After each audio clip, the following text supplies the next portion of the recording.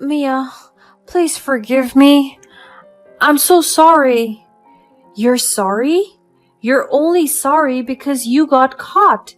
How could you sleep with my sister, you idiot? I love you, Mia. Please, I'm begging you. Olive, this wasn't the first time you cheated on me, was it? Mia, please. I only did it because you never pay attention to me. You're always so busy with work. That's no excuse, Olive. You are a lying, unfaithful bastard. I'm a bastard only because you never give me any recognition for my effort, Mia. It's like I'm never enough for you. Oh, you think you can turn it on me now? You're unbelievable. Please, Mia, I only did it once. I love you so much, and she reminds me so much of you. Are you listening to yourself? You're pathetic. Wait for my lawyer to serve you the paper, Olive. Please, And don't you ever call me again. You're fired. My name is Mia, and I'm a successful doctor in my 30s. Just a few years ago, I was dealing with the biggest drama of my life. I had been married to Olive for 5 years. Throughout those years, he was working at my clinic as a junior doctor. Despite being the same age as my husband, I was able to open my own clinic quite early because of my impressive profile and as well as my family background. Both of my parents were doctors, so I had practically grown up to be one. Because of our busy jobs, Olive and I didn't have any children, but I was really content with my life thanks to my fulfilling career. I had always known that I wanted to be a doctor, so I worked hard in college and medical school to achieve my dream, and my dedication paid off. I loved my job and was so passionate about helping my patients. I was really proud of all that I had accomplished. Despite my fulfilling career, things weren't the best on Olive's side. He once told me that he was feeling ashamed about working as my employee and not owning his business. I could tell he was feeling down about his career, and I did my best to comfort and support him. I made sure he knew that I was proud of him for the hard work he had put in. I reminded him that we were a team and that we both contributed to the success of the clinic. But it really seemed like my words didn't weigh much for Olive. He was determined to set up his own clinic and prove himself, even though I knew that Olive wasn't quite ready for it yet. That would take a lot of time, effort, and money. But I tried to help him anyway and did my best to avoid hurting his ego by accident. In an unfortunate turn of events, my father passed away. He was a beloved member of the family, and we mourned the loss of him deeply. I was struggling to balance my personal life and my professional life while completely consumed with grief. I just couldn't focus on anything else.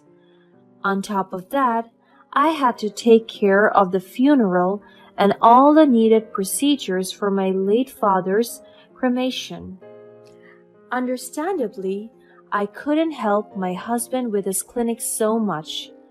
I felt guilty that I couldn't be there for him when he needed me the most, even though I knew I had good reasons.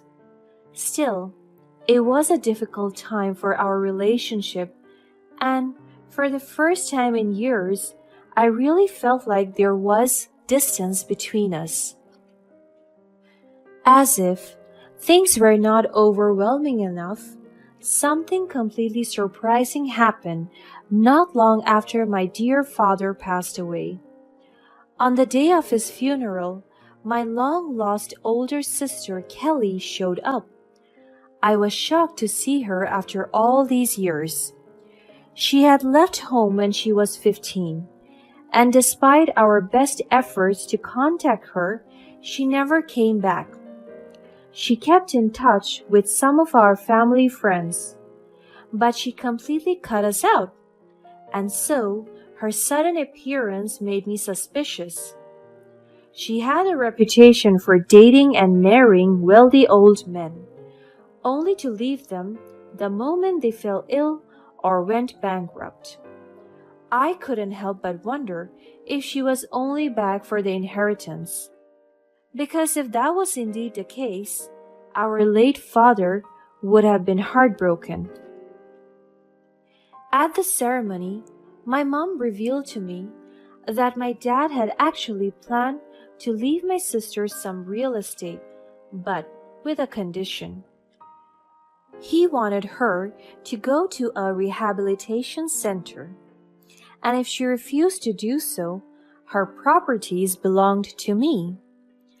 I was shocked to hear this, and my mom added that Kelly had in fact refused to go to rehab multiple times.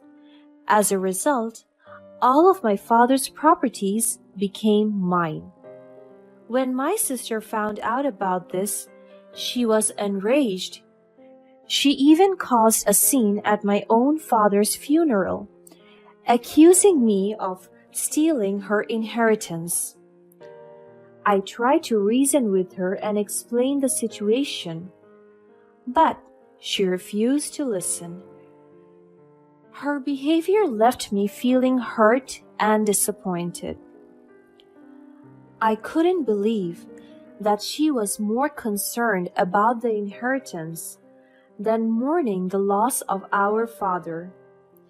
It was an incredibly difficult time for our family, and the tension between my sister and me continued to linger even when the funeral was over.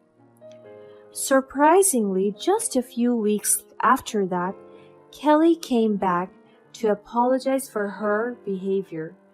She promised to get better and make amends for her past mistakes. She didn't even ask for her cut of the inheritance. She just came to say that she was sorry. I could see the remorse in her eyes, and I believed that she meant the words she said. I couldn't help but feel sympathetic towards her.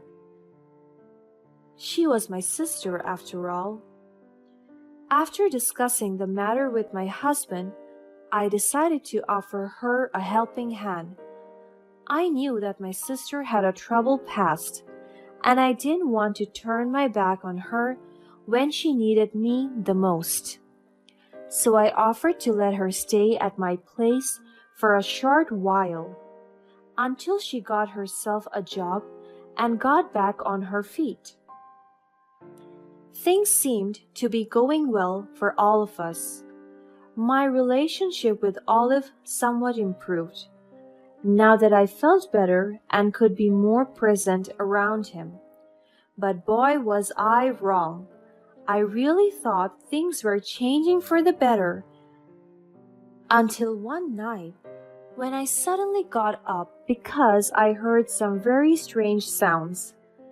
It was as if someone was moaning in the distance, so loudly that they startled me.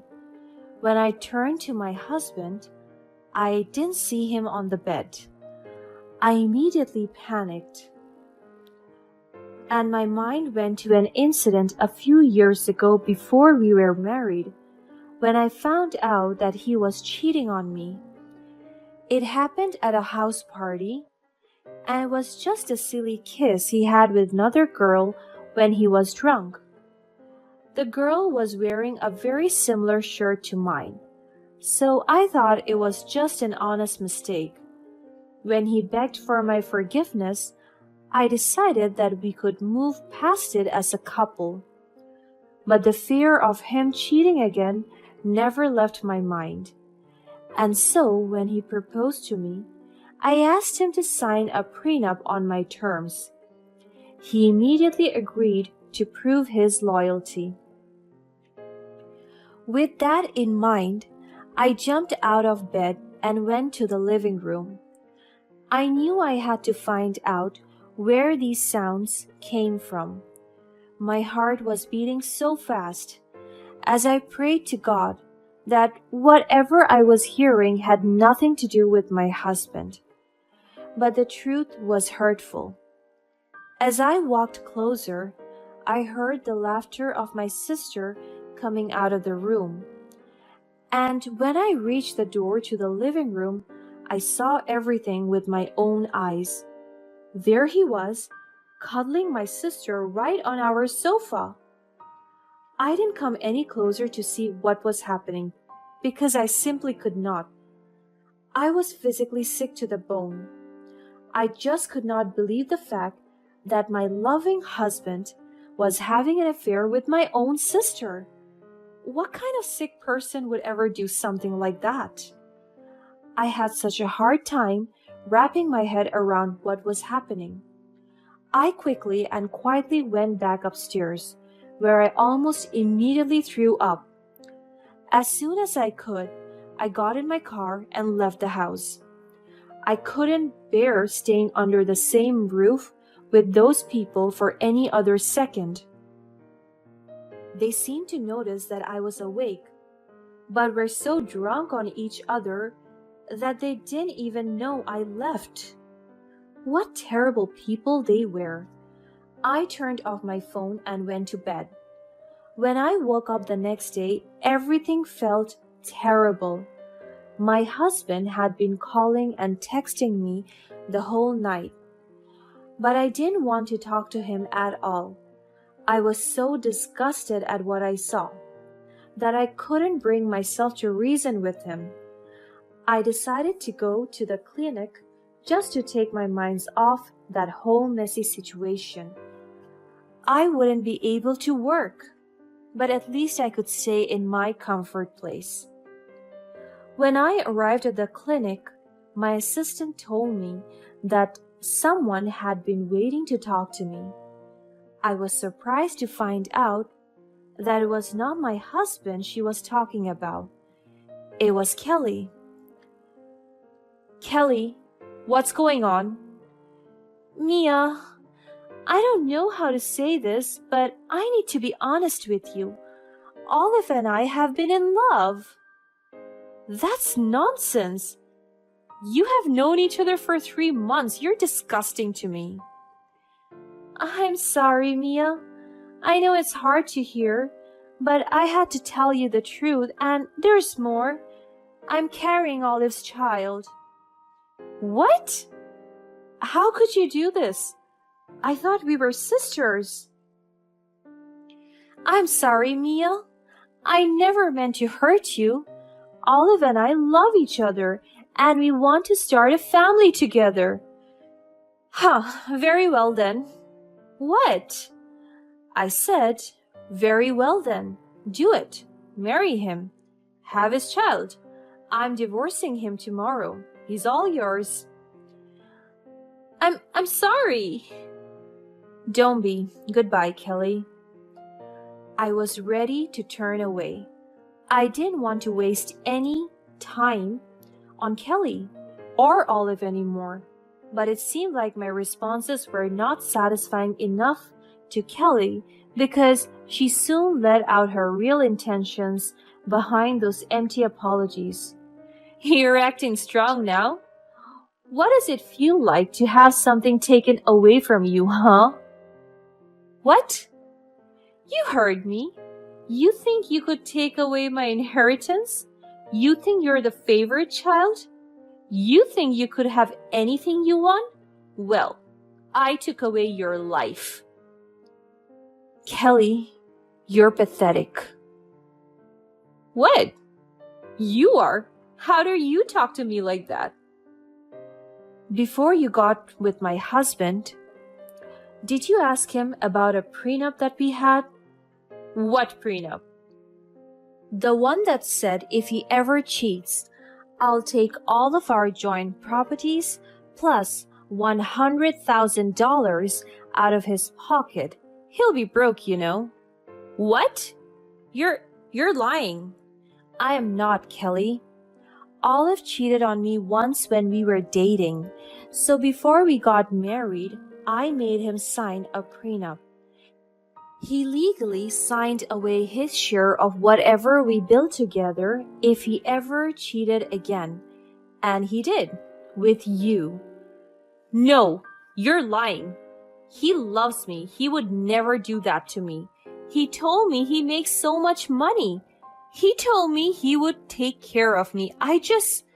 Oh, you really think that he loves you? I know he does. He said that I was the love of his life. Oh, Kelly, it seemed to me that he would say that to anyone. You're lying. You know he loves me. Okay, let's call him up and see, all right? I took out my phone and dialed his number right there in front of Kelly. Olive picked up in less than 1 second as if he was waiting for me to call. I put him on speakerphone. The bastard was crying like a baby. Mia, please, forgive me. I'm so sorry. You're sorry?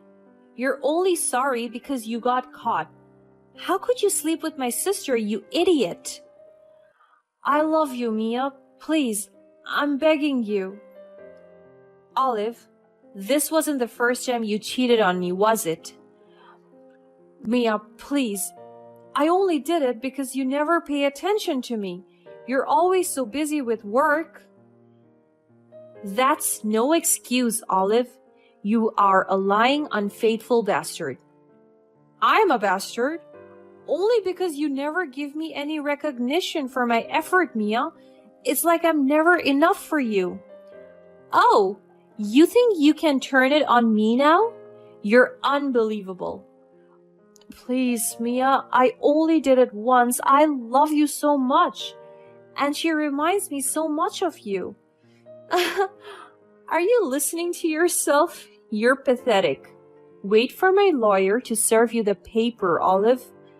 Please, And don't you ever call me again. You're fired. I hung up and blocked his number. I looked straight at Kelly in the eyes and asked her, You still think that he loves you? There was no response. Kelly was looking at me terrified, angry, and filled with jealousy. I was done with her. I turned away and went inside my office again. The days after such a huge incident was really tough on me. I found out that my husband still had to work 2 jobs to pay for the debt that he owed me. Kelly, on the other hand, left home again, too embarrassed to be around. It turned out that she had made up the story about carrying Olive's child just to hurt me. There was no kid. She was just a lonely, terrible human being. Despite the heartbreak and betrayal, I persevered and focused on building a brighter future. With the money that Olive had to pay me and the inheritance my late father left, I poured all of my energy into my clinic, determined to help as many people as possible. I am now really content with what I have built, and I'm sure that my parents would be so proud of me.